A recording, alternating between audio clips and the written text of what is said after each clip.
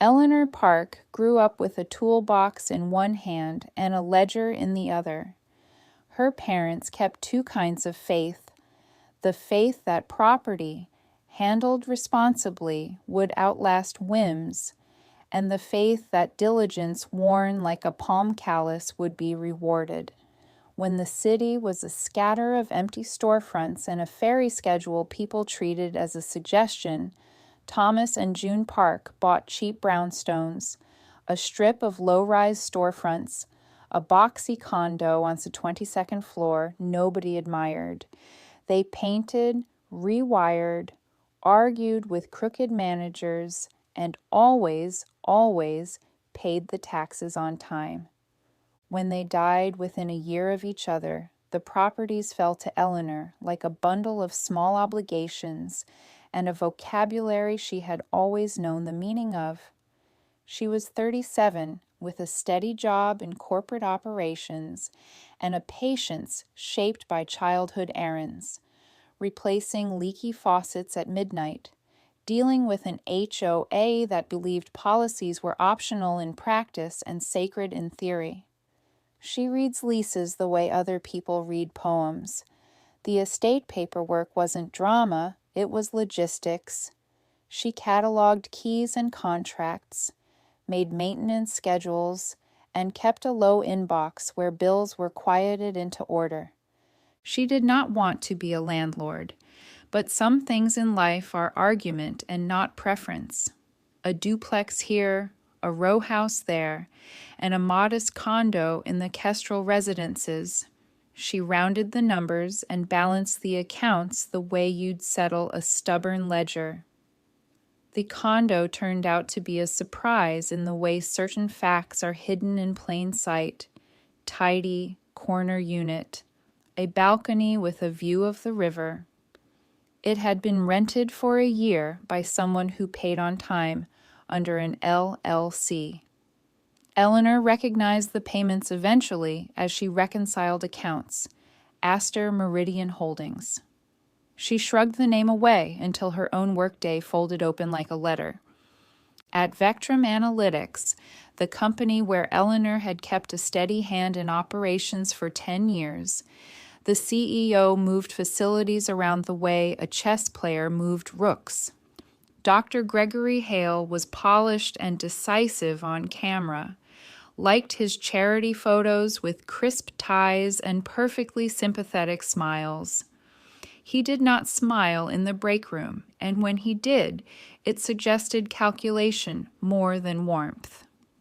Eleanor had met him once at a holiday gathering where he made pleasant noises and left immediately after the dessert table ran out of candied nuts. She did not know at the time that the quiet tenant with tidy payments also kept an office in Suite 221, Gregory Hale under a corporate veil. You learn names in corporate life the way you learn the faces of cheap mugs, present and easily passed, but you learn places, where the fuse box is, which valve to open when the radiators clack, by doing the small, anonymous labor that keeps other people's days calm. Eleanor knew the Kestrel's pipes by the way they moaned in the weather. She knew the server closet's tendency to overheat on humid Tuesdays. She knew the thermostat that refused to obey the app. She had held that building together through storms and stupidities for the people who thought the seams would stitch themselves. She also knew, in the quiet bureaucracy of her day, how to read a document. It was a Tuesday when HR sent the meeting invitation. The subject line said, "Strategic Realignment, Private." It had the odor of a ritual Eleanor had learned to recognize, the smile, the folder, the perfunctory offer of a severance envelope. She arrived punctually, cardigan buttoned to the collar, hair pinned tight, the brass key to the building in her bag like an old talisman. HR was a woman named Nadia, new and keen, and a lawyer whose name Eleanor couldn't remember. They uttered words that had been written for them by someone else's power. We regret to inform you, fiscal necessity, we appreciate your service. The severance paper used the wrong middle initial. The lawyer slid the envelope across the table as if it were a parcel of currency to be dismissed. Eleanor handed back the badge like a chip of chipped porcelain. She did not shout. She did not plead. She sat straight and let the office produce its ceremonies, as if watching from another theater. When she left, cardboard under her arm, the city was ritual and indifferent as ever. She drove to a coffee shop, sat at the far table, and opened the email account she had left logged in on the campus portal. She had kept a copy of the company's archive access credentials in case someone ever needed something, old vendor invoices, a maintenance schedule. While her employment status included the right to retrieve historical files, it did not include leaving the company. She downloaded the recording of 2 recent all hands, not for revenge at first, for memory. She had a ledger to keep even against her own sense of fairness. She clicked through until she stopped at a clip where Dr. Hale's smooth voice coded an all hands Q and A. The microphone caught an offhand moment later, archived without thought. A young product manager asked about performance metrics, the sort of question designed to show attentiveness. There was a hum of interaction, the clink of disposable cups. In the background, a barista sneezes, a laugh. Then, like a flicker of thin cloth, a moment where Gregory Hale muttered, quiet but audible on the recording, about that woman who spilled coffee on my suit last week. His voice on the recording was not fury, it was calculation. We set standards. She crossed a line. We have to be clear about what we tolerate.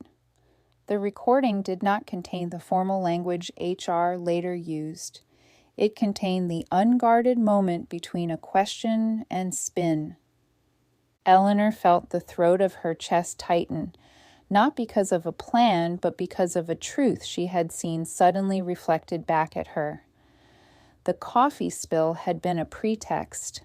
The real issue, she suspected, was a budget line from a month earlier she had questioned, an off-book integrity retainer for a vendor who made shadowy payments into mailing addresses that never led to people. She had asked a question in a private meeting. The next week, she had been escorted out. The recording, she understood in a way that felt both gritty and clean, was a breadcrumb. It would prove motive. It would show that the termination had not been about workplace cleanliness, but about the convenience of moving someone inconvenient out of a position that saw too much. She saved the file. She turned off the laptop. She did not yet know what she would do with it. The city did not insist on immediate vengeance. It insists on small practicalities, keys, contracts, mortgages, the proper execution of forms. Eleanor let the paperwork sit on her desk for a night while she made tea, squared the accounts, and looked at the coat rack where her ID still hung like a small honor she had no use for. Only later, when she reconciled the ledger and skimmed the Kestrel files, did coincidence become leverage.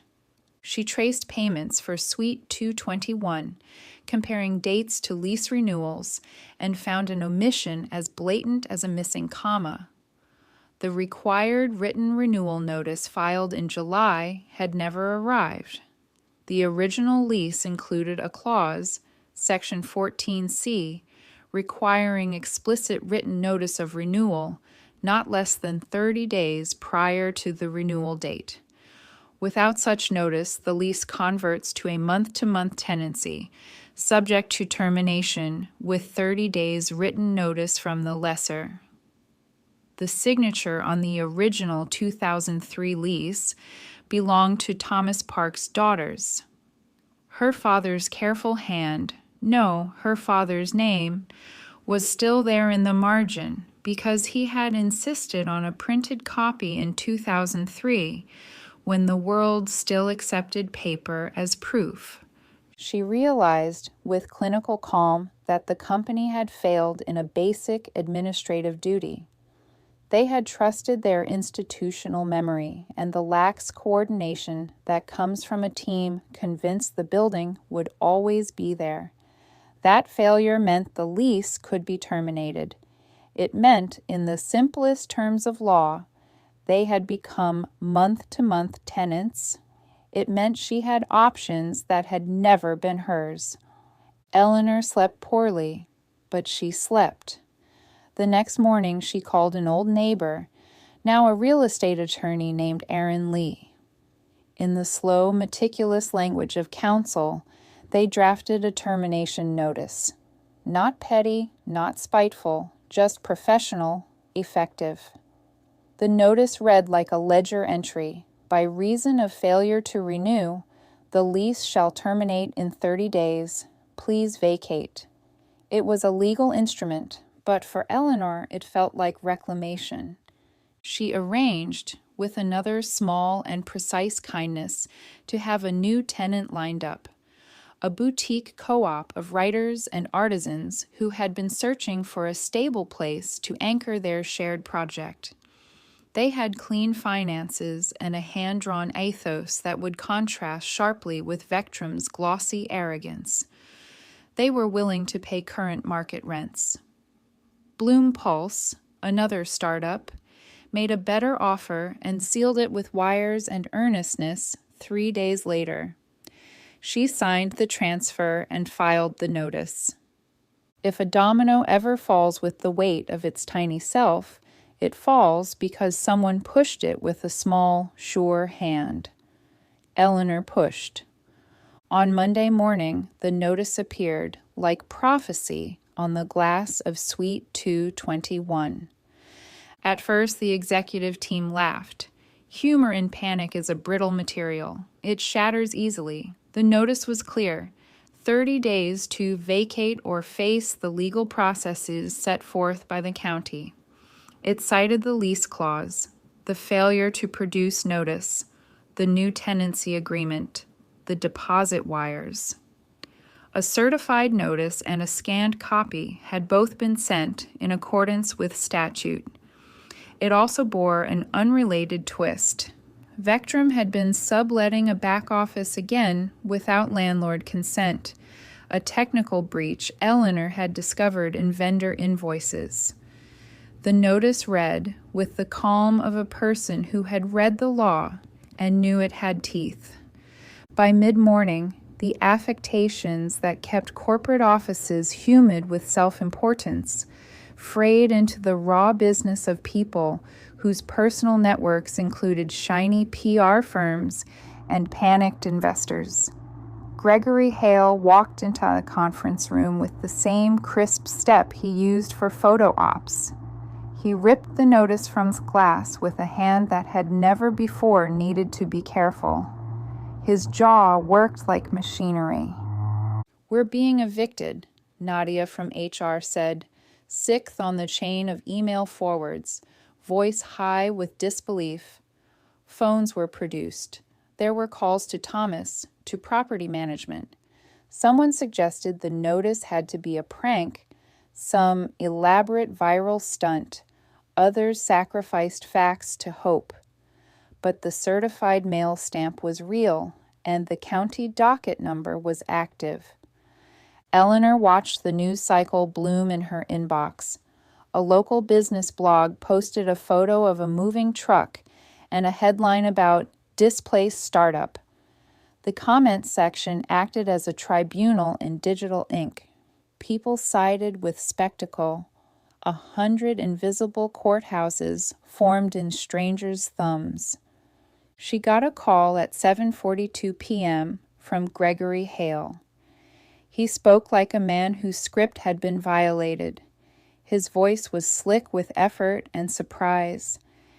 He asked about the notice with a strain that pretended to understand the complaint while denying culpability. He offered, at first, options that read like corporate flattery, an offer to come to terms, to rectify procedural missteps. He talked like a man who believed a few dollars could alter the ledger of consequence. When she asked why they had been fired, or rather why the moment of the leak had been weaponized into a termination, he offered a partial truth. It wasn't just the coffee. There were performance issues. He said the company had to set standards. He implied, gently, that she had been an impediment. Eleanor disclosed the recording she had of his offhand comment in the all hands. She did not threaten. She recited a fact. You said, on record, that you fired me because I spilled coffee and because standards are to be enforced. Silence across the line, a click of paper, a recalibration of tone, then an offer. Look, Eleanor, we can fix this. We can make it go away. I'll reinstate you, quietly. I'll personally call HR. You can come back. No fuss, no press. Vacate this matter and we'll restore your job. Consider it. Restitution. He tried the bait of employment. It was not the money. It was not the position. She had lost position before and found new work the next week. It was a power she did not desire daily, the knowledge that she could hold a building's fate in the crook of her hand. That knowledge shaped her thought like a tool. I don't want my job back, she said. Her voice in the phone call was the voice she used for difficult contractors, for husbands of dead tenants who came to argue about paint. I want accountability. I want what we had when my parents ran things. Honesty. The job is tied to you. Restoring the position without structural change would be meaningless. He flailed through corporate verbs, deliberate, remediate, restore trust. He spoke in broad remedies. He offered an apology on tape, offered donations, offered to host a luncheon. He offered to reinstate positions, to issue statements. He danced as if truth could be corralled and released like a corporate puppy with a bow. Eleanor held the line. She had the lease. She had the recording. She had the legal paperwork that would move a county marshal. She had Bloom Pulse, who had wired deposit and stamped the new contract in her folder. She had 20 years of invisible labor turned into quiet, calculable leverage. You're being offered your job to avoid losing your home, she said calmly. What kind of restitution is that? He hung up and then called again, his voice wheedling. He admitted, in a thin, lightning-quick moment, meant perhaps to steer the conversation to lower ground, that the firing had been impulsive and that the coffee incident had been used because it was convenient. The tape would show the tone if it were released. He tried to manufacture repentance. He did not know the contours of what she intended to do. He assumed, perhaps, that threats were transactional. Pay enough and restore image. Eleanor let him flail. In her logic, there was no need to be cruel. The law and circumstance would be precise enough. She sent a terse email confirming the termination and copied Bloom Pulse. The wire transfers were irrevocable.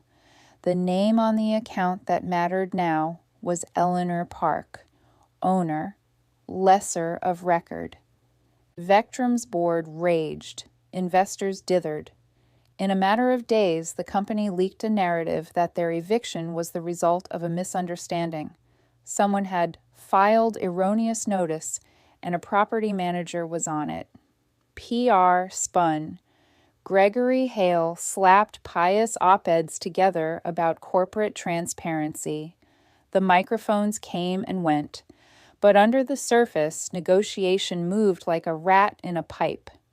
On the 20th day, a piece of old paper emerged, an internal memo from HR recommending termination for cause tied to conduct unbecoming, and a short segment of video surfaced where a frustrated voice, Hales, admitted the firing had been a convenient way to remove an obstacle. The video was not an official company clip. It had been captured at an after-party where Gregory had been in a mood, where a reporter from a local tech blog had asked about the woman who kept things running. The clip leaked like a bad cough. He was recorded saying, plainly, "She spilled coffee. I made the call. Standards, you know. Someone had to be a scare." The leak became an infection. Once the public had the taste of the truth, they demanded specifics. The company attempted to quash the narrative by offering restorations and talking points. Gregory tried to reframe the story as a necessary cruelty all CEOs must occasionally inflict. That evening, a reporter from a local paper called Eleanor. She answered. He asked how it felt to hold the keys. She did not say much in public. She let the quiet do its work. Instead, she did what landlords do best: plan. The world of leverage is peculiar. Power is not only a matter of muscle or money, it is also the placement of facts in the right sequence. Eleanor's sequence moved like a machine made of quiet, precise clicks. After the recording and the leak, Gregory Hale reached out again. This time his tone suggested emergency. He offered to reinstate her not as a favor, but as a contingency. Come back and we'll negotiate the lease with the property manager. I'll make sure your concerns are addressed. Don't drag this out in the press. The offer smelled like a trap. Reinstate job. Rescind eviction. Bury the recording under corporate kindness. It was a convenient restoration that asked her to sign away the truth. Eleanor thought of her parents. She thought of their ledger, the lined columns of receipts stored in shoeboxes. She thought of the night she had walked the property with a flashlight, patching and painting, coaxing the building into new life. She thought of all the times she had been thanked in casual ways and dismissed the next morning. She also thought of what a job had been for her, a collection of responsibilities, a way to pay the bills and sometimes eat a meal at a normal hour. She knew internally that going back would be a decision that traded leverage for temporary comfort. She tasted the decision the way one tastes a sour wine, immediate relief followed by a lingering aftertaste of compromise. So when Gregory offered the job back in a phone call glazed with desperation, she answered carefully. "Why are you offering it?" she asked. "To avoid the public spectacle," he said. "To make this go away." "To make it go away, you asked me to return to an environment that tolerated arbitrary dismissal and concealed payments," she said. "You want comfort, and you offer me my old life. But that old life allowed you to resign me with a sentence muttered into a microphone." She kept her voice even, the way one keeps their hands calm while dialing a lever. He offered promises, policy revisions, training modules, a new HR director, a public apology. He could sign on paper what he promised. Paper, she knew, is only as enduring as the hand that holds the pen. "In exchange," she continued, "I will need a reduction of the CEO's unilateral authority over personnel matters, an independent review of the vendor contracts I flagged, and an explicit written apology acknowledging that the termination was unjust and that the company will not retaliate. Eleanor, he said, voice soft with the urgency of a drowning man, just come back. She laughed, short and bright. I would consider it under terms that matter. And right now, you're being evicted. I'm not a tenure panel, I'm a landlord. If you want to stay, you can negotiate with the county. You can pay market rent. You can be institutionally honest. Or you can accept that halves of ships sometimes sink. He tried guilt and cajoling. He offered money as remedy, offered golden parachutes and fund transfers, hummed the siren song of compensation. He assumed because somewhere in their shared experience, corporate offers are salves that money can treat any wound. Eleanor did not want money. She wanted accountability and the capacity to shape a system that had been shaped by people who assumed others would quietly bear the weight of invisible labor. She refused. Then she smiled. It was not a malicious grin. It was a smile the way a navigator allows themselves to breathe when a clear route appears on a map. She had the leverage to enforce a change beyond the restitution of a singular job. As a landlord, she could decide the terms by which people lived in space she owned. She could change access, the rules, the right of occupancy. She could make the company pay for every corner tile it had ever stained and never cleaned. She could invoke clauses in local code about building safety, about the necessity of certain permits. She could demand remediation. She could assert every square inch of legal right she possessed. The smile was simply the expression of someone who had acquired clarity. She began gently to call in small, necessary inspections. The first was the elevator. The second was the fire escape, where she had noticed a loose bolt 2 years earlier that the company had never reported. The inspector's report mentioned deferred maintenance, and the language of compliance moved into play like a slow suit. The building manager had to be notified, contractors scheduled, permits pulled. Vectrum's leaders were awash in a new nuisance, compliance. The board watched the expense lines creep higher. PR began to contort their messages toward taking responsibility, toward partnering with the landlord. Each item was legal, each step measured to avoid the appearance of caprice.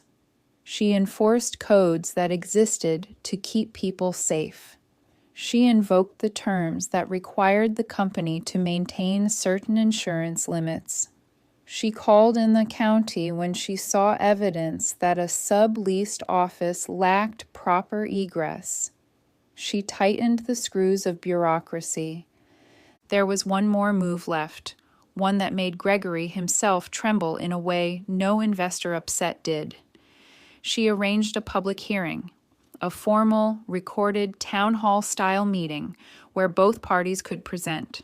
She invited a mediator.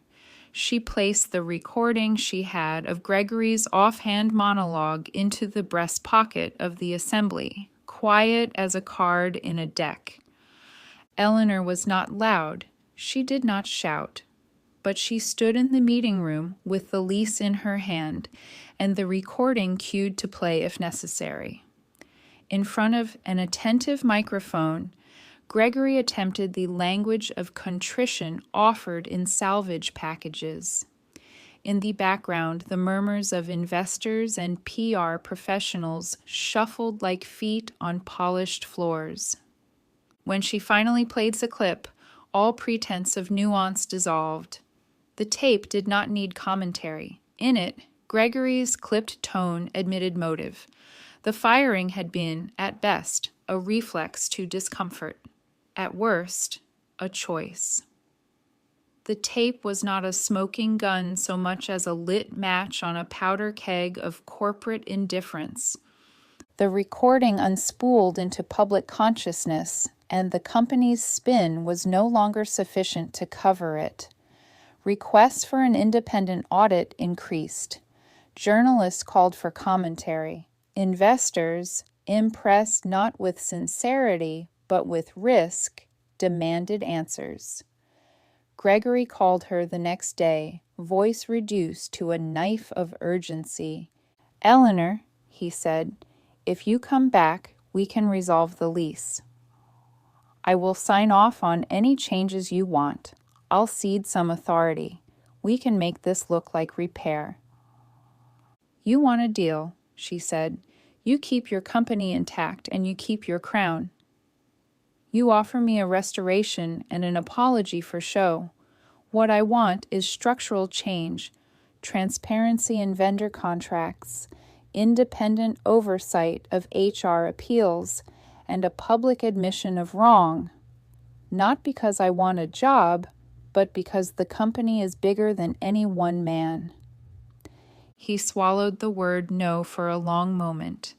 Then he tried again with vulnerability, dressed as pragmatism.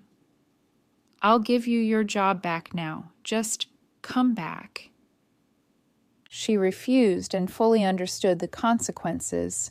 She had already seen them: the board's fury, the investors' letters, the CEO's cornered moves. She preferred the long rightness of systemic change to the short comfort of her old desk. Power, Eleanor had learned, is most durable when it is unflashy. It is an accrual, years of paying taxes, registering corporate names, filing paperwork. It is the steady accumulation of small things that make systems function. Having refocused the building's administration into law and order, she now turned toward the human aspect: how to ensure that the consequences would make the organization less willing to risk that behavior again. Her strategy emphasized two things: remediation for the building and reputational accountability for the company. First came the inspections. An inspector found mold in an unrepaired restroom. A contractor located a rare asbestos patch left untreated in a mechanical closet. The repair notices piled onto Vectrum's desk, and the cost estimates followed. The company scrambled to find vendors at market price. The timeline lengthened. Each code violation meant money out, and each vendor's quote nodded toward structural expense. Second came publicity arranged with a cool eye. She spoke, succinctly and without spectacle, to a reporter who asked about the fairness of the eviction. She explained that it had been a failure of administrative maintenance, of the company's own to-do lists, and that the remedy she invoked was lawful. Her statement did not inflame, it framed. It framed that the law was being applied equally. The third matter was people. Vectrum's human consequences were more delicate. Some employees, who had been her colleagues or who had appreciated her steady competence, welcomed her voice. Others recoiled. Gregory tried to reclaim his image with public statements of regret. He tried to offer money to the journalist who had leaked the video. He apologized on camera. But there were other, smaller consequences that stung his ego more than reputational memos would. He could be kept awake by the knowledge his office would not be his indefinitely if he continued to exercise arbitrary power. Eleanor leveraged this with everyday bureaucracy. She required permits for scanner installations he wanted. She insisted that the concierge be given proper hours paid at overtime rates. She demanded fire safety upgrades for the server room, upgrades that required the server to be halted for repair, and a temporary relocation plan. Each inconvenience was lawful and reasonable. Each caused schedule slips and increased costs. They hurt his company in the only way it truly felt, in its quarterly reports and investor mood. Counsel from Gregory's corner attempted to negotiate buyback terms. They offered to pay for the repairs if she rescinded notice. They offered cash settlements if she would sign a non-disparagement clause. They tried to argue that the company was collateral and that punishing the company would punish the employees and thus harm the community. The logic had rhetorical sympathy, but legal weakness. She believed in sympathy. She believed more in law and memory. Once the board saw the legal reality, no renewal, an external tenant willing to pay market rent, and the county docket, the board's posture shifted. Some directors muttered that Gregory had let reputation be a currency he squandered in press cycles. Pressure applied from investors' counsel is not subtle. It is urgent, expensive, and lethal to pride. Eleanor did not enjoy watching people scramble, but she recognized the arithmetic as necessary. She had not envisioned an all-out war. She had envisioned leverage exercised until the architecture of corporate comfort changed. She wanted the company to be less likely to weaponize trivialities, and she knew the only effective way was to make the cost of such weaponization visible and real. On the 29th day, as Bloom Pulse's movers prepared their keys and welcome package, something peculiar happened. Gregory's counsel sent an offer that seemed less about rent than about image. They proposed a mediated settlement. The company would vacate with dignity, pay the remediation fees, and offer a public apology acknowledging the firing had been unjust and based on convenience. They asked Eleanor to sign an agreement releasing the company from further action in exchange for a donation to a new scholarship fund in her parents' name, she suggested. The idea had resonance. It tethered restitution to the public good. Eleanor took the proposal and read it with the care of a person who reads maps. The council's terms were polished and included language that would remove the recording from public release in exchange for payment and change of company policy. It was, in short, the typical corporate negotiation of dispensing with inconvenient truths by adding lipstick to the ledger. She considered.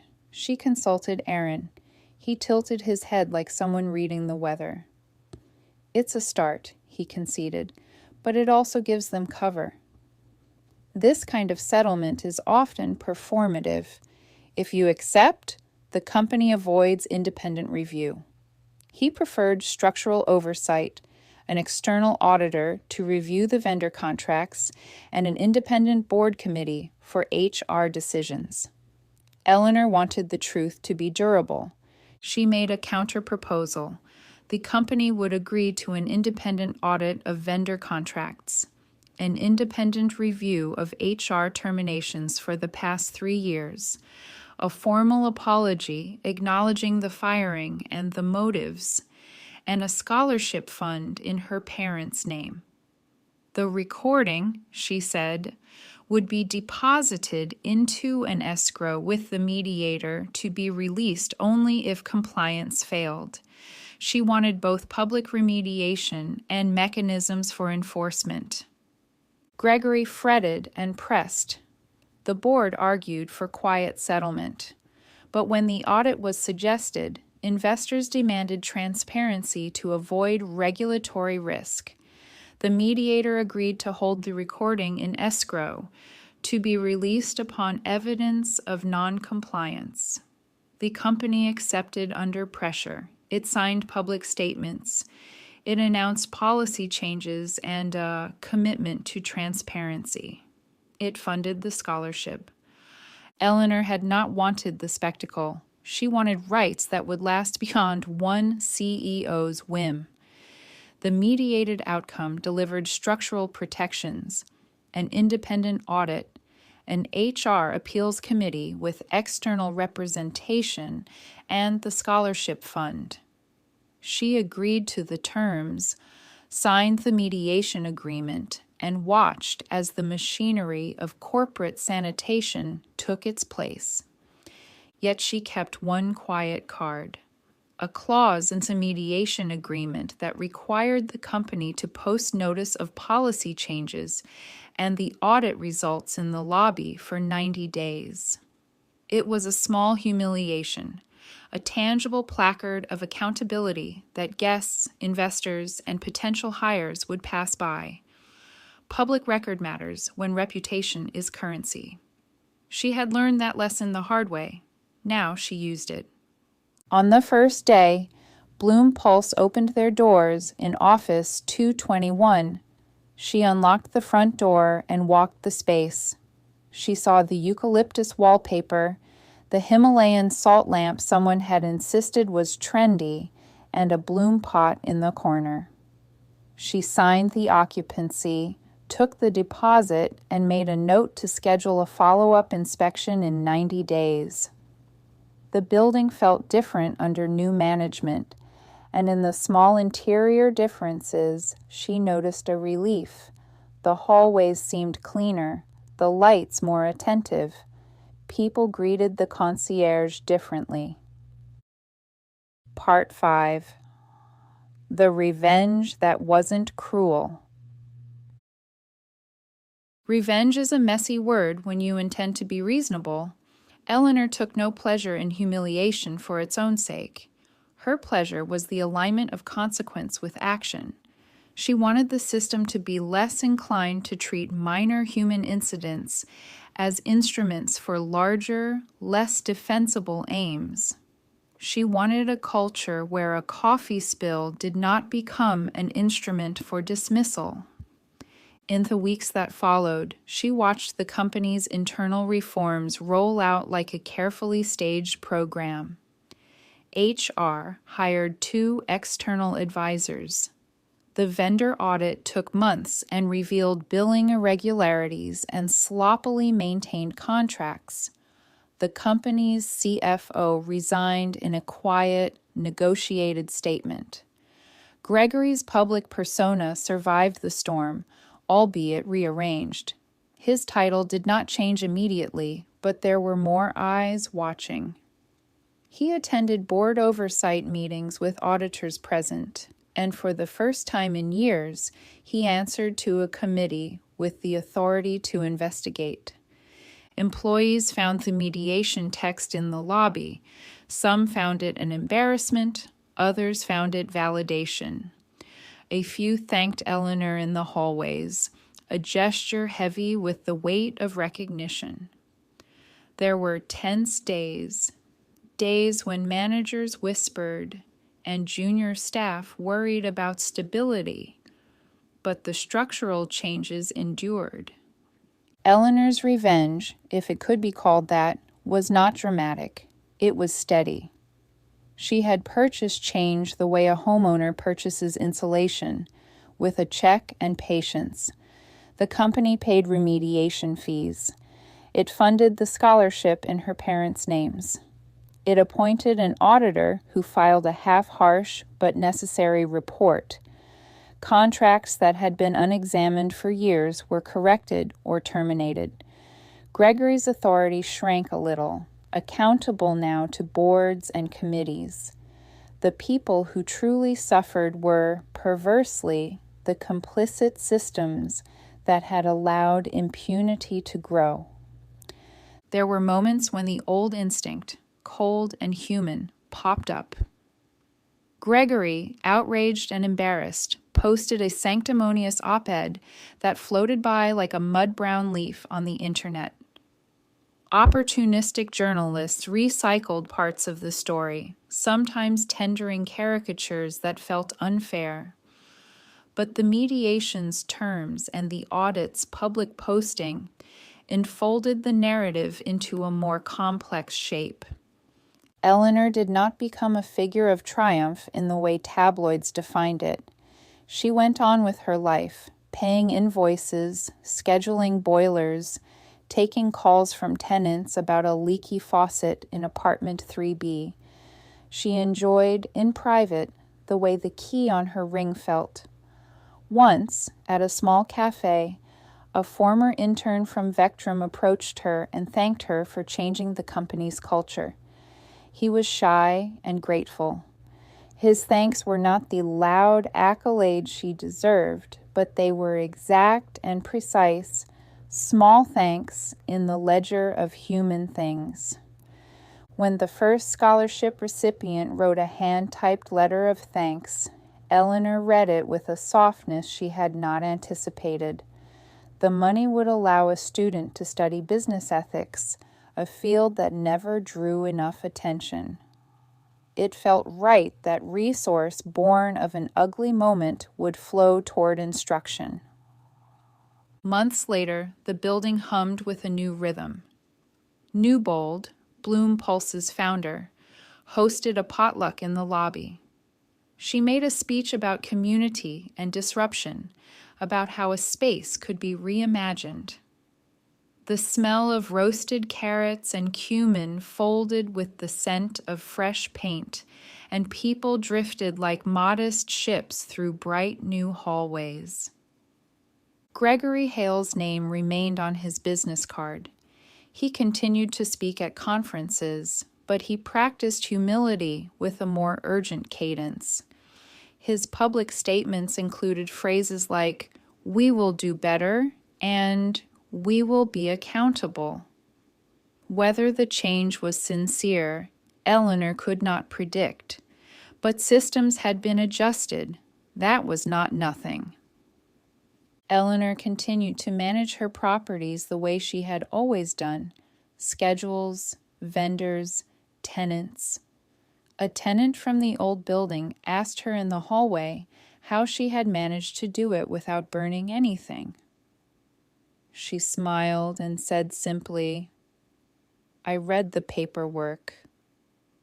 She did not gloat. Power tasted of coffee and paperwork and small decisions.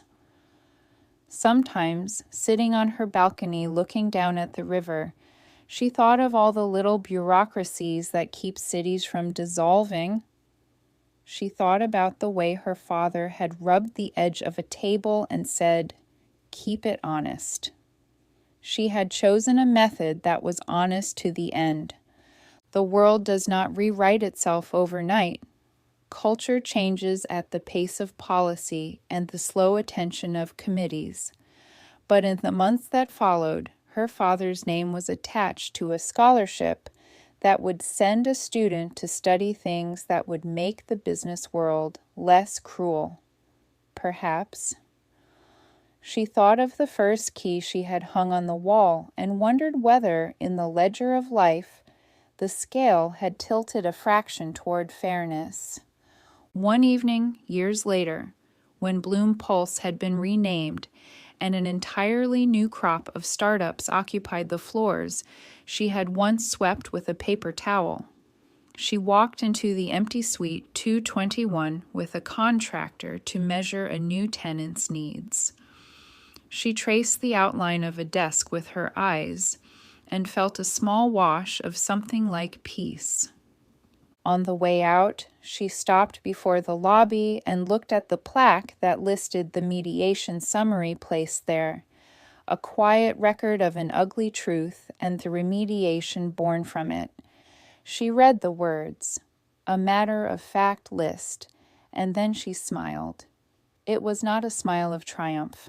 It was the smile she had practiced when she had first realized she could do more than endure. It was a smile for small arithmetic, where deeds are kept, leverage grows, and the quiet work of reading and filing can ultimately make room for justice. She locked the door behind her and turned the key, the original brass key her father had once taught her to oil, and for the first time in years, she walked away without carrying anything for anyone else. The city carried on, full of small obligations and daily grace, and Eleanor, with her ledger neat and her obligations met, felt that quiet, clean satisfaction that comes when a system is, if not perfect, at least moved a degree toward rightness,